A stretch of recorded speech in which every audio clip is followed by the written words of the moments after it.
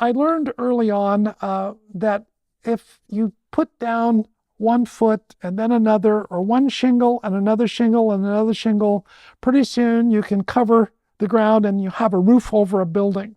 And that's how it was with academic life.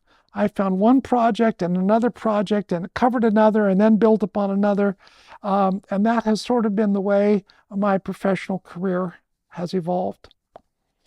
In 1969, seeing that the Pacific Northwest seemed wide open for research and having family in Oregon, Patty and I left our teaching jobs in Long Beach, California, and loaded the U-Haul truck and headed north to McMinnville.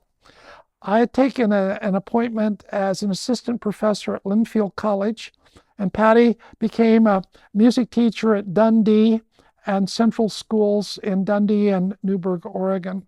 Linfield College was not quite my idea of where I wanted to be, but it was a convenient location and it helped ramp my career up significantly.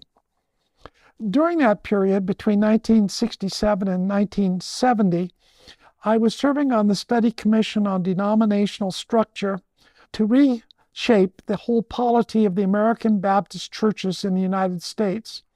I was the representative of young Baptists under the age of 30.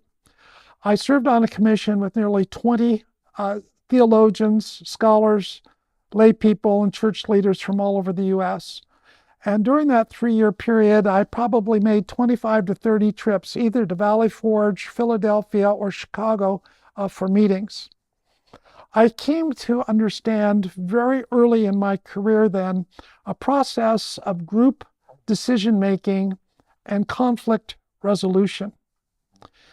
The chair of the study commission was Ambrose L. Cram, an attorney at 1 Wall Street in New York City.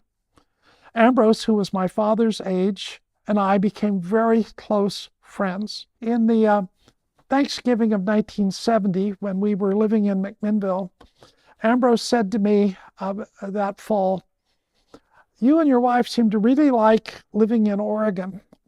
Would it be okay if my wife and I came to visit you?" Well, they did. They came out Thanksgiving week to visit us in Oregon.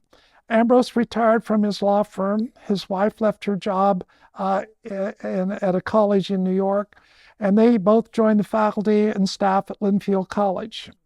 Mary Frances in the dean's office and Ambrose as assistant to the president. And though they were our parents' age, they were our fast friends during our young married years. Ambrose taught me a very important lesson as he chaired the Study Commission on Denominational Structure. He said, "Stephen, there are some dissident voices in this room." And he said, "We don't want to muzzle them. We need to hear them." He said, "You must draw out the most discomforting, confrontational people in the group process and let them be heard and give them an assignment. And if they're heard and really listened to, you have a chance then of reaching conflict resolution and moving forward." What a wonderful lesson that was for me. And I used it over and over again in the committees that I chaired during the years I was a college professor. I always tried to get the most contrary, difficult person on the faculty involved in the deliberations and process so that they would support us rather than shooting us down when the recommendations came in for faculty action.